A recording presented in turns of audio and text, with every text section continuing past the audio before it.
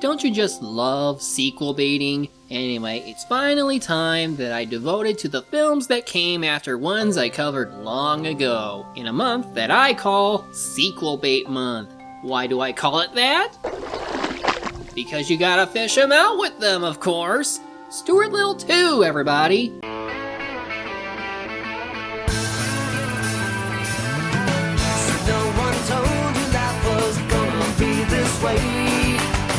Your job's a joke, you broke, your love life's the way.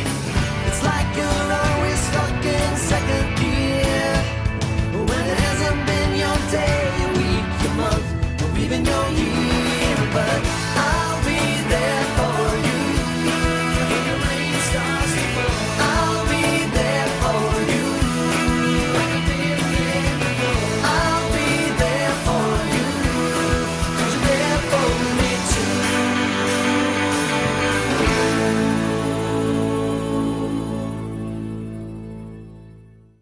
Way back in my early years where my quality was low and I was on speed, well actually some of that still holds here, I covered the film Stuart Little, which, while not bad, it was far from being great. However, after many years of holding it off for other things I wanted to do, and occasionally hearing that the sequel was better, I felt it necessary to start off with this. One thing of note is that, unlike last time, this movie's screenplay was not done by M. Night Shyamalan, but rather Bruce Rubin, who, while having done works before, the only I recognized was Deep Impact. And looking through some of the others, reception doesn't seem to be good most of the time.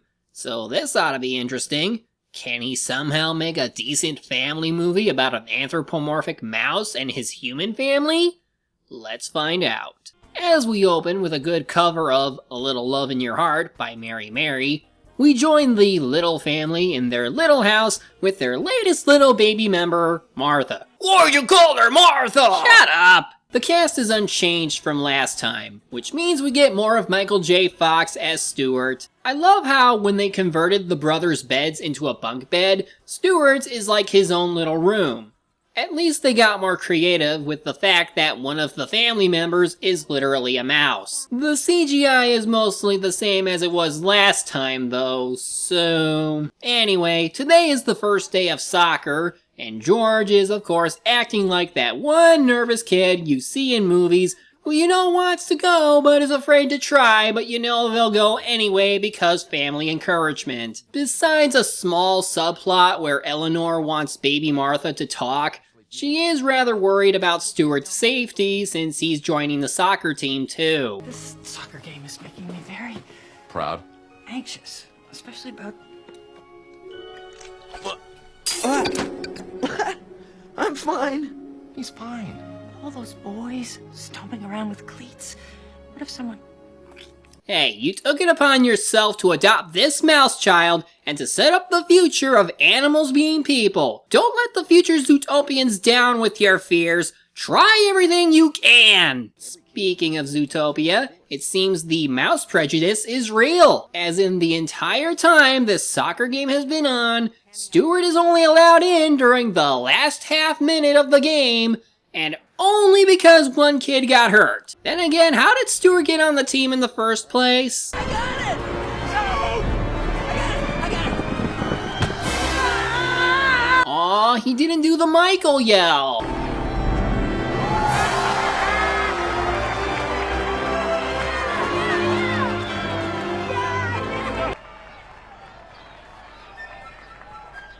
I have to start wearing a cup. And that's going to leave a disturbing mental image.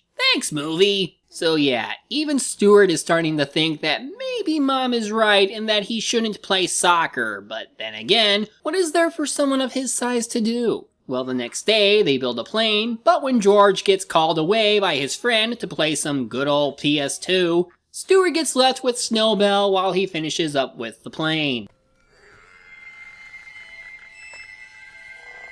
If I can just... Oh dear.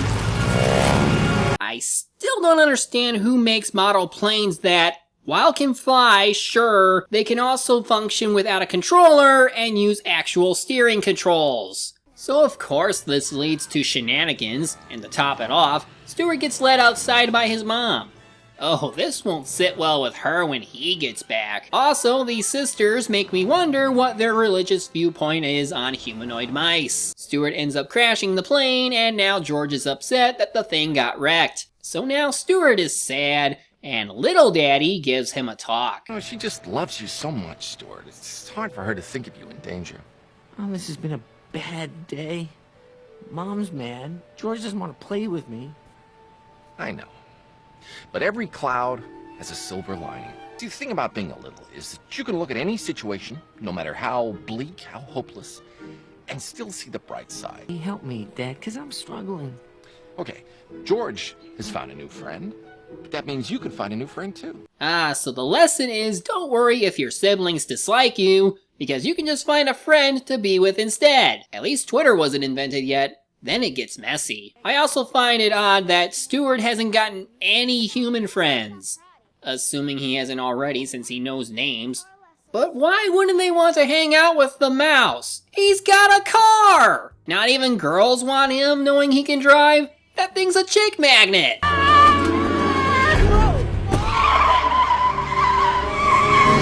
You see? Literal chick magnet. Well, whoever she is, or where she came from, she's being chased by this falcon called the Falcon, who starts chasing the two. And I gotta say, if a bird of prey were swooping down to sidewalk level, I'd be in shock and awe over this, and not just be casually walking like nothing is happening. Seriously, no one sees this bird but them. Anyway, they evade the Falcon and get acquainted. The canary is named Margalo, voiced by Melanie Griffith. And she's been on the run from the Falcon for a while, and since she's hurt, Stuart offers to patch her wing up at his place. My pen, must have happened when that falcon smashed into me. It was part of our nest when I was a baby. I've had it my whole life.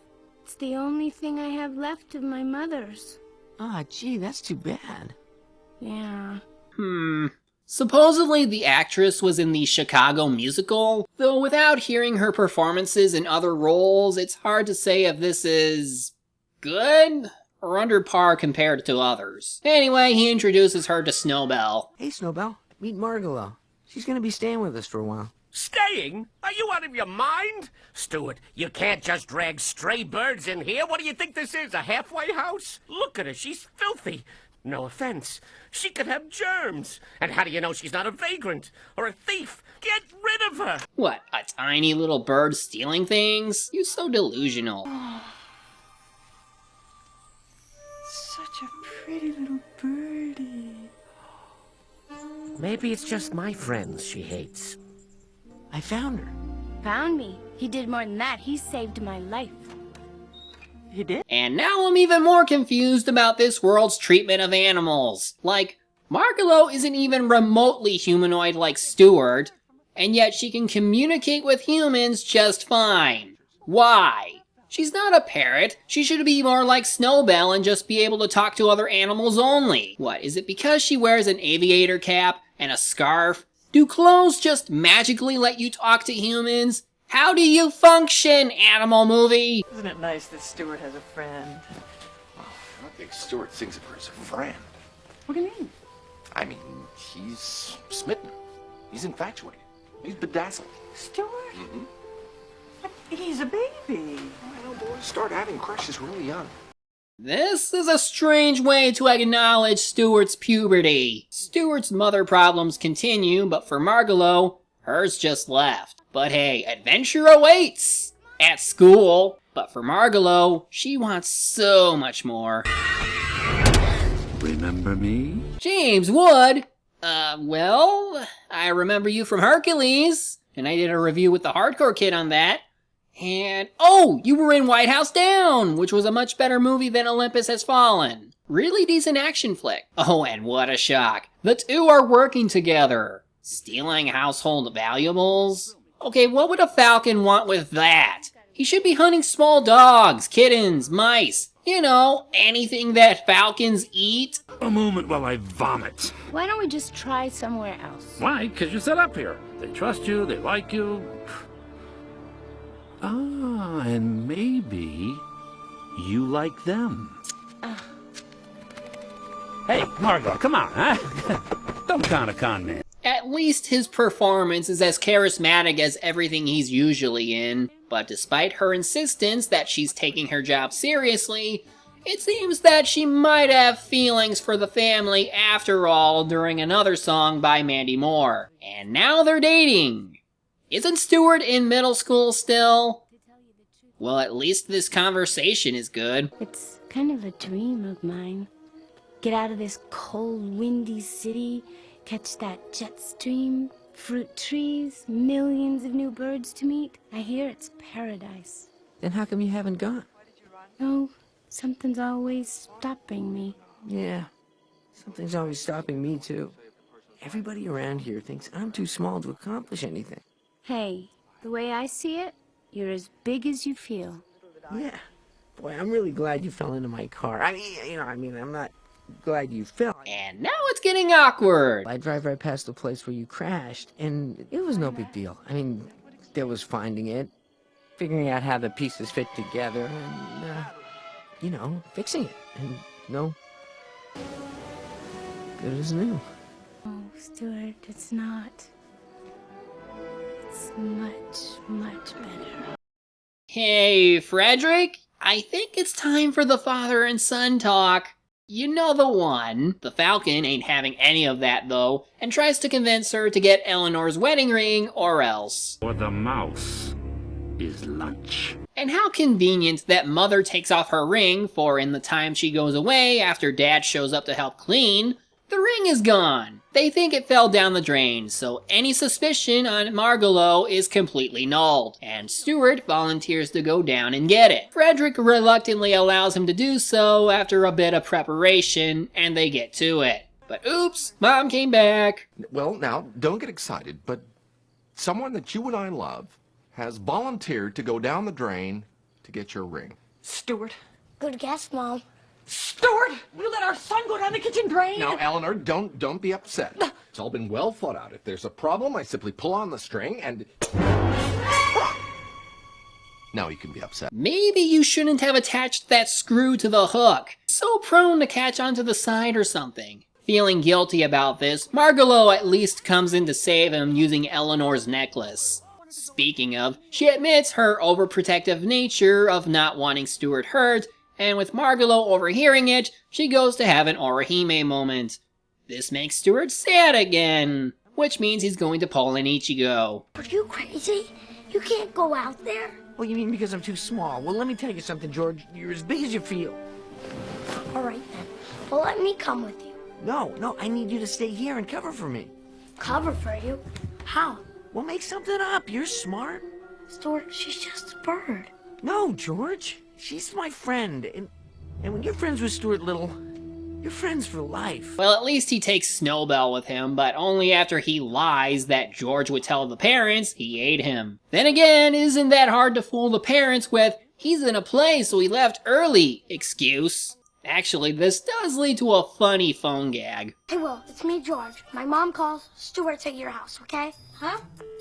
Hold on a second. Hello? Will, hi, it's Mrs. Little. May I speak with Stuart, please? Stuart? You know, my son. Oh, Stuart! You mean now?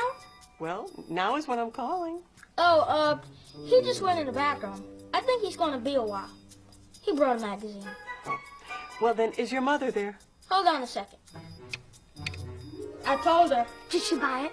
Yeah, but now she wants to speak to my mom. What will I tell her? Snowbell takes Stuart to find Monty, that one cat friend of his, to learn more about the Falcon. This results in Snowbell pissing himself, thankfully not shown, and them learning that he lives at the top of this building. After giving a status report to George... Hello, Miss Little. Is George home? Will? Will, I found it. Found what? The calculator. The calculator? Will, where's Stuart? Stuart? It's all right. She knows about the play. How have you not been caught? And did you just give up on the ring, Eleanor? It's kind of important. Stuart flies up the building in a balloon that surprisingly reaches the top with no turbulence, all while wielding a makeshift bow and arrow. This is gonna end well. Is anybody here? I'm here. I came for my friend Margalo. If you've heard her, You'll what? you better tell me right now, is she alright? Look, unless that arrow can pierce through his body, the most it'll do is irritate him like toothpicks on a giant octopus. He then reveals that he and Margalo were scamming him for the ring. But because she did actually develop feelings for Stuart, she still thinks of him as a friend, and why couldn't Stuart be just a tad bit more betrayed?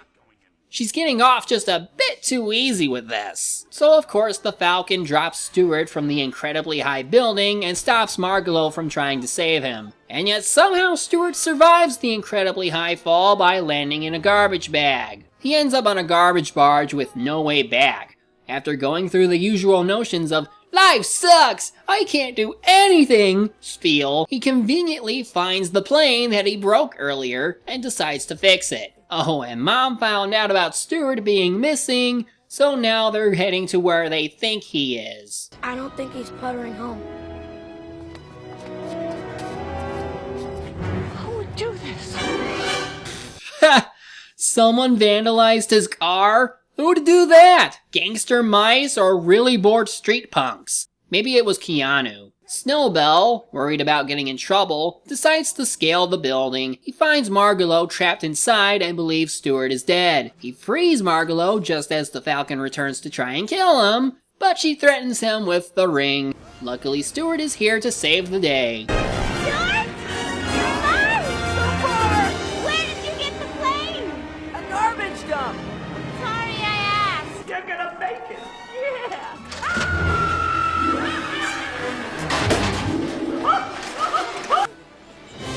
Stuart, is that you? Take me with you. Oh, what about me? How will I get down from here? Hey, look at Stuart! Stop the car!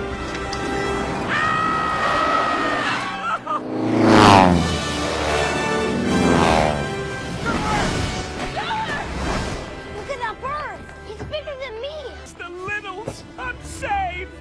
Jeez, Snowbell abuse much? He didn't even do anything bad this time, so why this? Oh, and now the people react to having something big coming at them? Guess the situation wasn't dire enough. Still, this does make for a good sequence. Even when the Falcon takes the top off the plane, it gets a little exciting seeing where they might crash. And now the climax. Face the Falcon once and for all, but first, do a barrel roll! Fur face.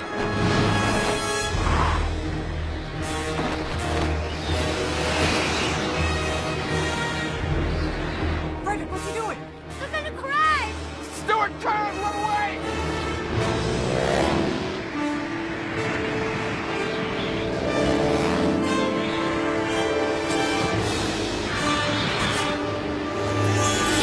Taste the rainbow, motherfucker!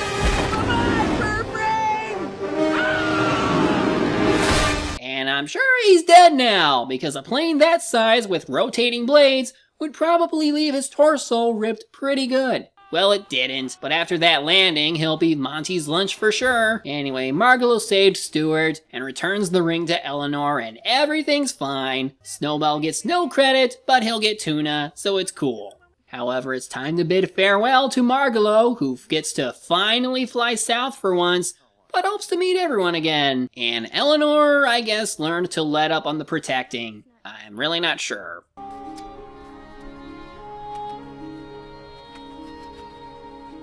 Little high, little low. Little hey, little ho. Stuart, Yeah, Dad? what's the silver lining this time? She'll be back in the spring.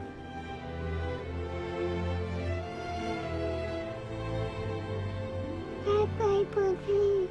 Did you hear that? I don't believe it. The first word she spoke. I knew she could do it. Hey, deal. When she can fall out of a tree and land on her feet, then I'll be impressed. So that's Stuart Little 2. Admittingly, yeah, it's a little better than the first one, though not by much. It's still surreal that certain animals can talk to humans and others can't, and the fact that people seem to accept anthros in the world to have stuff made for them without really taking advantage of it on a greater scale. But I think the plot does a better job incorporating more characters than just Stuart and George. Eleanor got to have some more character development. Margalo was pretty decent, though the motivations to the Falcon's actions made little sense when you consider his con ways. At least James Wood puts on a decent performance. The humor is certainly more hit here than before, and the set pieces do allow Stuart better interactions than ever before. So if anything, they show improvements in multiple areas, though plot-wise, it seemed like they had to clear up subplots abruptly or through implications while focusing on the main plot. Still, for what it's worth, I can at least call it a good follow-up to a novel concept. And you know what though? Maybe we could extend this month a bit by taking on Stuart Little 3. Yeah. I mean, this was pretty good as far as I'm concerned. How bad can the next one be? Stuart Little 3. Don't miss all the outrageous fun with Stuart. There's nothing like the great outdoors. Snowbell. I've seen cleaner litter boxes. Monty. Please. Stuart's newest pal, Rico. Slap my tail and call me Stinky. And the entire Little family in their wildest adventure yet. You don't want to eat me. I taste terrible. I should know. I lick myself every day. You know, on second thought, we'll keep to the schedule. Next week is Ace Ventura 2.